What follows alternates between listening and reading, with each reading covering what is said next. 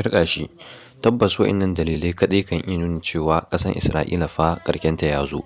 Duba da yanayin yadda ta fara yin faɗa wato da wasu ƙananan ko kuma mu ce muna ganin cewa su faɗa ba ya dame su ba ne. Wato kamar irin su ƙasan Qatar wanda bai kamata a ce yanzu Isra'ila tana faɗa musu ba. Duba da yanayin yadda take nuna da cewa ita babban ƙasa ce. To mai sauraro ka biyo mu a cikin wannan shiri inda za ka je mu ɗauke da wannan cikakken rahoto namu na wannan rana. Alhamdulillahi nahmaduhu wa nasta'inuhu wa nastaghfiruh wa na'udhu billahi min shururi anfusina wa sayyiati a'malina. Man yahdihillahu fala mudilla lahu wa man yudlil fala hadiya lahu. Ashhadu an la ilaha illallah wa ashhadu anna Muhammadan abduhu wa rasuluh. Amma ba'd, wa assalamu alaikum wa rahmatullahi wa barakatuhu. Barkamu da sake saduwa da ku a wani sabon shirin namu na yau.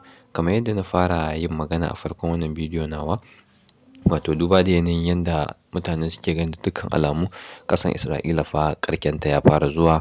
Duba da yanayin yadda ta fara yin wani abin da bai kamata ba. Shi dama dukkan a rayuwa idan mutum yana ganin shi babba ne ya fara zaluntar na ƙasa da shi, to tabbas za ka ga ƙarken shi ne, alamun ƙarke ne suka fara zuwa. Duba da yanayin yadda ita kanta ƙasar Isra'ila take so ta yi ƙarko mara kyau.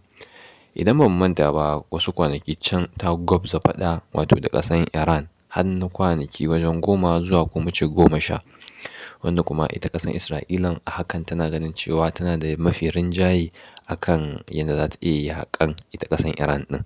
Cikin ikon Allah da taimako na Allah sai gashi Allah ya ba ma ƙasar Iran sa'a da iko wato akan ita ƙasar Isra'ila ɗin, wanda hakan an dai yi kare jini biri jini, amma dai mun san cewa tabbas ƙasar Iran ta yi nasara akan ƙasar Isra'ila. Inda ba a ce ƙasar Isra'ila ba ne, ƙasar Iran ba ne, ƙasar Isra'ila ba za ta yi shiru ba, sai ta ci gaba da yin wasu maganganu wanda ba su dace ba. A lokacin har ƙasar Amurka wato ta ringa mai da martani, tana yin wasu maganganu wanda ba su dace ba, wanda dai mun san tabbas ita Amurka ana kiranta da super power, amma kuma dukkan abin da aka sa Allah a ciki to ya fi ƙarfin kowa, saboda shi muke bauta mawa a koda yaushe kuma shi muke neman taimakon shi.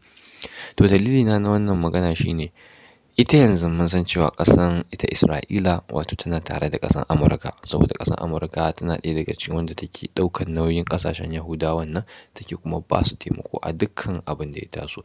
Amma kuma mene, ita lokacin da aka fara yaƙi wato da ita ƙasar Iran ɗin, mun san cewa ƙasar Koriya ta Arewa ta ce tana da lokaci da za ta iya ba ma wato ƙasar Iran taimako na kayan yaƙi, ba wai ta shiga mata ba, za ta ba ta taimako ne amma ba za ta shiga cikin faɗan ba. Haka zalika ita kanta ƙasar China ta yi wannan yunƙuri akan cewa za ta iya taimaka ma ƙasar Iran. Duba da yanayin wannan abu da ake ga yake ta faruwa yaƙi ce yaƙi cinyewa, saboda dalili na ita ƙasar Iran da take so ta mallaki makamin nukiliya nata na kanta. Duba da yanayin yadda wasu ƙasashe da dama suna da shi kuma suna da rajista, an ba su dama za su mallaka. Yanzu ku kalla ita kanta ƙasar Amurkan, ai tana da nukiliyas wato sama da 500, kuma in ce guda 500, amma ku duba sauran ƙasashe da dama su ba su da wannan. To wai dan menene wai wata ƙasa za ta ce za ta mallaka, ita kaɗai take so ta mallaka sama da wa'innan adadin nukiliyas ɗin?